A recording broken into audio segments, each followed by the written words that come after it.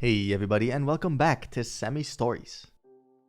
Today we got quite a sad story from r/TrueOffMyChest, where OP had to find out that her fiance has been cheating on her with her own sister.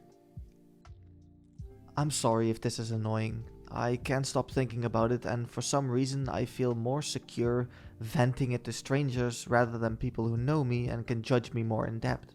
I won't lie. I've been suspecting my fiance was having an affair, but I didn't have any solid evidence to accuse him. Even then, I had a feeling that I didn't want to dig any deeper because I was scared in case what I was suspecting was true. 12 days ago, I came home from visiting my mom's and I headed upstairs to wake my fiance, as he had a habit of sleeping in way past 2 p.m. and then complained that I didn't wake him. I open the door and all I see is my practically naked sister rushing to try and get out of a lingerie bodysuit that belonged to me. I don't know how to explain it, but my mind just went blank, like whatever I was thinking about beforehand suddenly just disappeared. You know when you stand up too fast and your head just gets a little dizzy? That's what it felt like, alongside the feeling of sickness brewing in my stomach. I stood there for a solid 30 seconds, looking at the two people I trusted most in the world look more shocked than I felt. My fiance jumped out of bed and suddenly came up with excuses, which went from, "It was an accident," to, "I was lonely and I just needed some sexual relief." I probably should add that my best friend ended her life 2 weeks ago.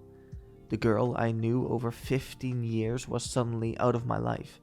And even though I'm surrounded by people, I've told my fiance about how alone, devastated, and guilty that I couldn't have done anything to help her. I just left. I didn't take my car because at that point my eyes were just about to start flooding, and I walked to my friend's, about 10 minutes, and confided in her what happened. The amount of grief I felt from not only losing a best friend, but losing my relationships with my fiance and my sister within the same 2-week period. Now that I'm sitting down to write this, I don't know if any of these relationships will ever be mended, or could ever go back to the way that they were. I don't understand why my sister, of all people, would do this. There was never any favoritism towards any of us for her to feel spite. I have never intentionally tried to hurt her. I gave her shelter when she had no place to go, and despite her not paying a single penny, I bought her food that she liked, made sacrifices in my own home for her. Hell, she kept ranting about how our living room walls gave her a headache. They were white, so I took the time out of my day to paint it a nice grey color. My fiance too. I gave that man everything. I was willing to have kids with him despite the fact I always wanted to be child-free. I was going to start a family so that he was happy. I gave him comfort whenever something bad happened to him, and I spent hours watching unfunny movies that he seemed to find hilarious. I even gave him a effing locket with our anniversary photo in it that he decided to wear while sticking it in my sister. These last days I went from sadness to being angry and then disgusted, and it's a constant cycle I've not been able to get out of. Despite being smoking free for 2 years, I've picked up a cigarette. I used to be heavily addicted to smoking from 16 to 21, and I'm currently 23. There's moments when I go to do something but automatically lose interest, and even times over dinner. I don't know how to explain it properly, as I've never felt this way, but I'm bored of eating. I have to physically force myself to eat something, and I have no idea what's going on to my body at this very moment. For some reason, it feels as if I went into hibernation. I sleep almost 17 hours a day now, and even for the rest of those hours, I'm still tired and force myself to stay awake. Both of them asked to meet up on Wednesday. My sister's exact message was, "Hey, I know you probably don't want to hear from me right now, but can you meet me and fiance? We wanted to talk to you and we want you to properly hear us out. The situation you found us in was not the most ideal situation to put you in a good headspace to talk about it right then and there. Please let us explain. I love you and you're my sister and I don't want to lose you, please." I think it's too late. It was too late from whenever this affair started, or even when you started getting sexual desires for my fiance. I miss my sister, but according to what I saw, the sister I miss and whoever my sister is now are not the same person. I haven't talked to anyone yet except the one friend I'm currently staying with at the moment. I'm scared I'll be seen as a failure of a wife, But now I don't even think I want to be a wife anymore. But I guess I'd rather share the strangers than people who know me personally. I apologize again. I feel so bad for OP. She is obviously filled with a lot of pain, feeling the need to apologize for expressing her feelings. And it sounds like she is severely depressed, sleeping a lot, not wanting to eat anything. Which sucks because sleeping a lot and not eating anything will make you feel even more tired and without energy. It's a cruel, vicious spiral. I get the feeling OP seems a bit timid as a person, if that's the right word. It's not meant as an insult, just to show that it's usually people like that allow someone to walk all over them like this. Feeling the need to apologize enforces that feeling I get.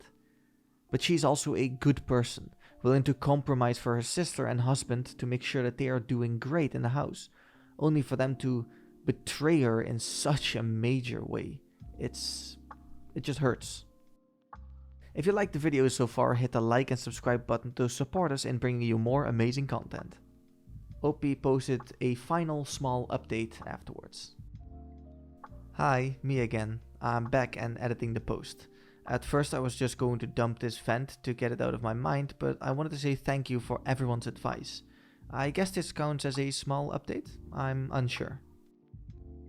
So far, nothing big has really happened. The friend I'm staying with has offered to come with me to talk to my parents about this, also including my older brother. She has honestly been my rock through this whole situation, and I couldn't ask for a better support system from one person. Though I don't plan on putting that all on her shoulders, since it would be stressful to be the designated support system friend. I'm currently looking into therapy for both my grief and the affair. I'm not well versed legal wise, so I'm currently in the process of looking for a lawyer, just so legally I know I'm in the clear, in case there would be a loophole somewhere. I did contact my sister, and another copy-pasted message I replied, I don't plan on meeting with you on Wednesday. I'll talk to you when I'm ready, and whether it will be tomorrow or years from now, it doesn't matter. You both owe me my own time to heal after the two people I trusted most went behind my back, betrayed my trust, all under my own roof that you both lived rent-free under. Bye. I can't lie, when she sent that message, I was almost ready to tell her to meet me then and there. But I've realized, and through a lot of help in the comments that I can't thank enough, I need time to work on myself mentally, rather than repair a long-gone relationship with my sister. No, I don't plan on going back to my ex, and I never will. Maybe one day I'll hear him out, but today is not that day. As for now, I'm getting ready to try and explain to my parents everything that has happened. I don't have any evidence between my ex and sister, however I do have their messages that they sent me, which traps one another. I think that's the right wording. Sadly, OP has not updated the story any further. If OP does decide to update the story in the future, I'll be sure to post the updated story as a community message, so be sure to stay subscribed. Here's what I think happened. She probably kicked both the sister and the ex out of her house. Remember that the sister was almost homeless, so she'll probably have no place to go, especially when OP told her parents of the whole situation. As for her ex, I believe he'll just go to a friend's house, but I secretly hope that they heard the story and just sent him away.